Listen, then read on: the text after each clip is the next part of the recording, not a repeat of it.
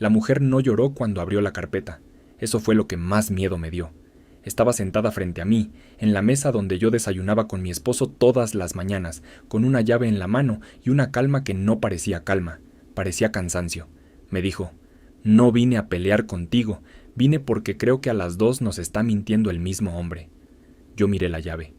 No era de mi casa, era de un departamento en otra ciudad, y en la carpeta había recibos, fotos, estados de cuenta, reservaciones, una copia de contrato de renta y una tarjeta de cumpleaños firmada por mi esposo con una frase que todavía me arde: «Gracias por esperarme cuando mi otra vida me consume». Mi otra vida. No dijo mi trabajo, no dijo mis problemas, dijo mi otra vida. Hasta ese día yo creía que mi matrimonio estaba cansado, difícil, frío por temporadas, pero todavía mío. Llevábamos 11 años casados. Él trabajaba como gerente regional de una empresa de suministros médicos, de esas donde las llamadas siempre suenan urgentes y los viajes siempre parecen justificados. Yo era contadora independiente. Teníamos una casa cómoda, una rutina sin mucho ruido, y una hija de 9 años que todavía corría a abrazarlo cuando escuchaba su camioneta entrar. Él viajaba mucho. Eso nunca fue secreto. Martes, en Puebla; jueves, en Querétaro; 2 noches, en Guadalajara; una capacitación en Monterrey; un cierre de trimestre; un cliente nuevo; un proveedor que solo podía verlo el sábado. Yo me acostumbré a dormir con medio cuerpo en la cama y medio oído en el celular. Al principio me mandaba fotos del hotel, la televisión encendida, una cena triste en charola, su laptop abierta con hojas de cálculo. Luego, las fotos se volvieron menos frecuentes. Después llegaron los audios cortos: «Amor, sigo en junta. Ya voy subiendo al cuarto. Te llamo mañana. Estoy muerto». Y yo quería creerle, porque creerle era más fácil que aceptar que la casa se estaba llenando de silencios. Los detalles empezaron pequeños: una camisa que olía a suavizante distinto, un recibo de supermercado de una ciudad donde supuestamente solo había estado 4 horas, una tarjeta de regalo de una cafetería que no existía cerca de ningún hotel de trabajo. Cuando le preguntaba, no se molestaba. Eso era lo peor. Me sonreía como si yo estuviera cansada. «Te estás imaginando cosas, mi amor». Y luego me abrazaba, un abrazo correcto, bien medido, como quien sabe cuánto cariño necesita poner encima de una mentira para que deje de moverse. La primera vez que pensé que podía haber otra mujer fue por una llamada perdida. Eran las 2:17 de la madrugada. Él estaba en la regadera. Su celular vibró sobre el buró y la pantalla se iluminó con un nombre guardado como R. Logística. No contesté, no revisé. Solo me quedé viendo el teléfono hasta que dejó de vibrar. Cuando salió, lo tomó demasiado rápido. Me dijo que era Rodrigo, un operador de almacén, pero no dijo qué quería. No llamó de vuelta, solo apagó la pantalla y la puso boca abajo. Esa noche no dormí. La siguiente semana volvió con regalos: un perfume para mí, un libro para nuestra hija, chocolates caros. Hizo cena, lavó los platos. Me preguntó si quería irnos a la playa en vacaciones. Parecía culpable, pero también parecía entrenado, como si hubiera repetido esa escena demasiadas veces. Yo no tenía pruebas, tenía incomodidad, y la incomodidad, cuando no tiene pruebas, se vuelve contra una misma. Empecé a pensar que tal vez era yo, que tal vez el trabajo, la maternidad, la casa, las cuentas, todo me había vuelto desconfiada, hasta que una tarde de jueves tocaron la puerta. Mi hija estaba en clase de natación. Él estaba, según me había dicho, en una junta en León. Yo estaba revisando facturas cuando escuché 3 golpes suaves. Abrí. Había una mujer de unos 30 y tantos años, cabello recogido, ojeras profundas, una blusa azul arrugada como si hubiera manejado durante horas. No preguntó mi nombre. Me dijo el de mi esposo, completo, con los 2 apellidos, y luego dijo: «¿Puedo pasar? Necesito enseñarte algo antes de que él llegue». Sentí el cuerpo frío antes de entender por qué. La dejé entrar. Se sentó en la mesa del comedor y puso la carpeta entre nosotras. No abrió con dramatismo. No hizo pausa. No buscó hacerme sufrir. Eso fue lo que me rompió. Era una mujer que ya había sufrido antes de llegar a mi puerta. Se llamaba Renata. Me contó que conoció a mi esposo 3 años atrás, en una convención médica. Él se presentó como separado. Dijo que tenía una hija, sí, pero que la relación conmigo estaba terminada desde hacía tiempo, que vivía en la casa por estabilidad económica y por la niña, que estaba esperando el momento correcto, Yo escuchaba sin moverme. Renata dijo que al principio no le creyó, que pidió pruebas, que él le enseñó conversaciones falsas conmigo, capturas donde supuestamente yo lo trataba mal, audios donde él lloraba porque no podía abandonar a su hija. No sé qué dolió más, que tuviera otra mujer, o que hubiera usado a nuestra hija como coartada emocional. Después vino lo del departamento. La empresa le daba viáticos y apoyo de hospedaje porque su zona regional era amplia. Él le dijo a Renata que ese departamento era temporal, pagado por la empresa, para no estar de hotel en hotel. Luego le dijo que podían decorarlo juntos. Luego empezó a dejar ropa. Luego compraron platos, toallas, una cafetera pequeña, una planta que, según ella, él regaba cada domingo. Los domingos, que en mi casa él decía que tenía inventario. Renata sacó fotos, mi esposo dormido en un sillón gris que yo no conocía, mi esposo cocinando en una cocina diminuta, mi esposo cargando bolsas de supermercado, mi esposo con la misma playera que mi hija le había regalado el Día del Padre, armando una repisa en una sala que no era nuestra. Yo quería odiar a Renata. Era lo más fácil. Pero mientras ella hablaba, vi que tenía las manos temblando debajo de la mesa. Ella también había sido construida dentro de una mentira. La carpeta tenía recibos de renta, pagos de servicios, transferencias desde una cuenta que yo no conocía, pedidos de muebles, un contrato a nombre de una razón social parecida a la empresa, pero no igual. Él no estaba usando dinero de la empresa, estaba usando dinero nuestro y disfrazándolo como gastos de trabajo. Ahí la infidelidad dejó de ser el centro, porque una aventura puede destruir un matrimonio. Pero esto era otra cosa. Esto era diseño, era administración.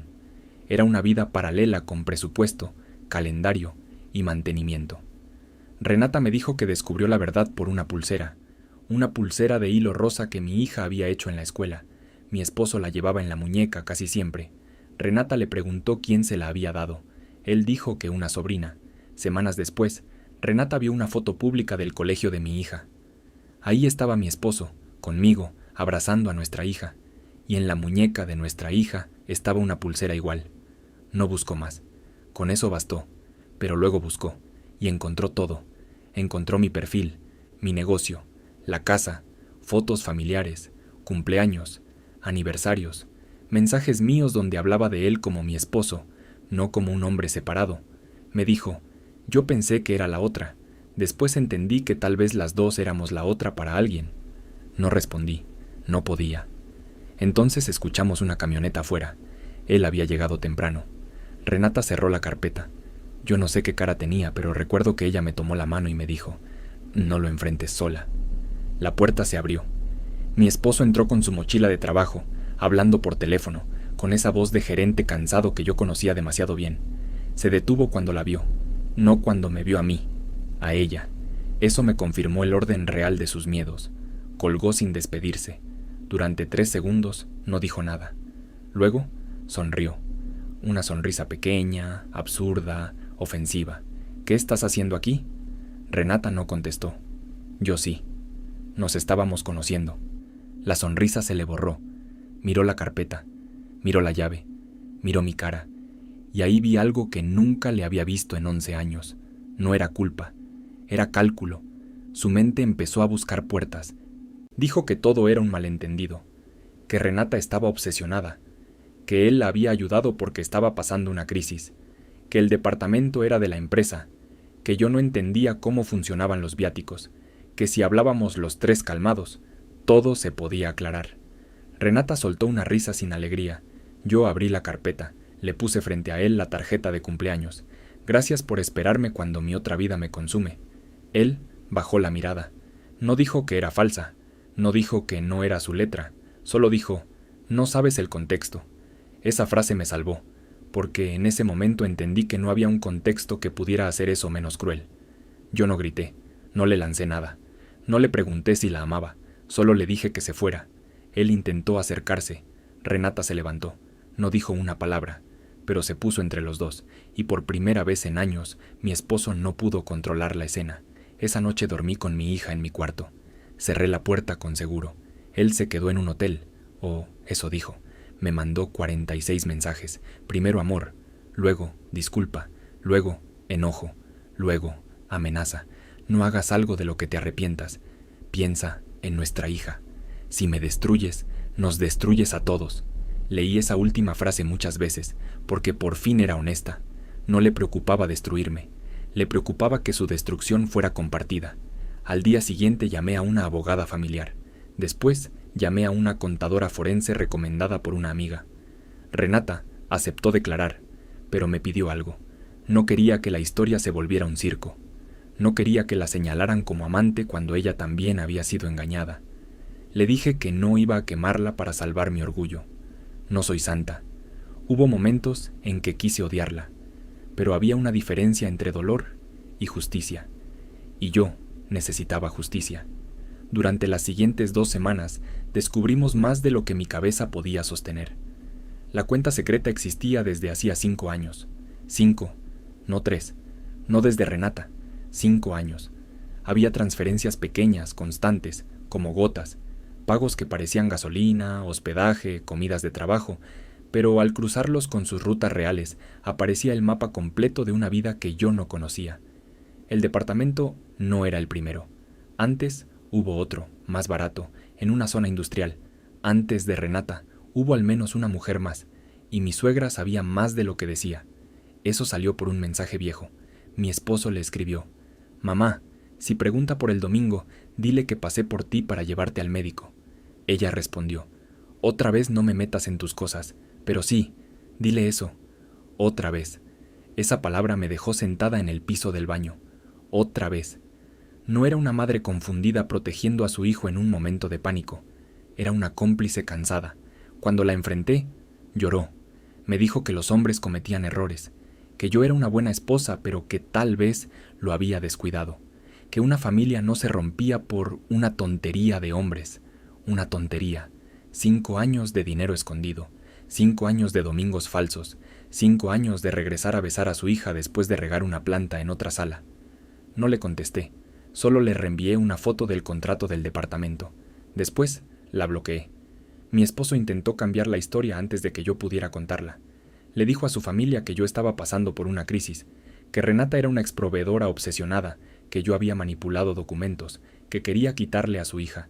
Ya conocía esa táctica, la había practicado conmigo durante años, pero esta vez no tenía solo sospechas, tenía archivos, tenía fechas, tenía facturas, tenía 2 mujeres sentadas del mismo lado de la mesa. La confrontación final no fue en una cena dramática, fue en una oficina blanca, demasiado iluminada, con una cafetera mala y 3 abogados hablando como si el amor fuera una cláusula. Él llegó seguro, traje oscuro, reloj caro, voz baja. Me saludó como si todavía pudiera hacerme sentir exagerada. «Podemos arreglar esto sin lastimar a la niña», dijo. Yo le creí una cosa. Sí quería arreglarlo sin lastimar a la niña, pero solo porque, la verdad, lo dejaba sin máscara frente a ella cuando creciera. Mi abogada puso los documentos sobre la mesa. Primero, las transferencias, luego, el contrato, luego, los mensajes con su madre, luego, las fotos, luego, el resumen de gastos ocultos, y al final, una declaración firmada por Renata. Él no miró los papeles, me miró a mí, con odio, no con tristeza, con odio, como si yo lo hubiera traicionado por descubrirlo. Ahí terminó mi matrimonio, no cuando vi las fotos, no cuando leí la tarjeta. Terminó cuando entendí que él no estaba arrepentido de haberme roto la vida, estaba furioso porque ya no podía administrarla. El acuerdo tardó meses. Vendimos la casa. Yo me quedé con la custodia principal. Él tuvo que reconocer gastos ocultos como parte del proceso patrimonial. No todo se recuperó, porque la ley no siempre alcanza donde llega la mentira. Pero recuperé suficiente para empezar de nuevo. Renata dejó el departamento antes de que terminara el mes. Me mandó una foto de la llave sobre la barra de la cocina, sin texto, solo la llave, la misma que puso en mi mesa el día que mi vida cambió. Yo la miré mucho tiempo. No sentí victoria, sentí alivio y una tristeza rara, compartida por 2 mujeres que habían vivido en habitaciones distintas de la misma mentira. Mi hija preguntó por qué papá ya no dormía en casa. Le dije la única verdad que podía cargar a los 9 años. Porque los adultos a veces rompen promesas, y cuando eso pasa, hay que cuidar el corazón de los niños primero. No habló durante un rato. Luego, me preguntó si él también había roto una promesa conmigo. Le dije que sí. Me abrazó. Y ese abrazo sí fue real.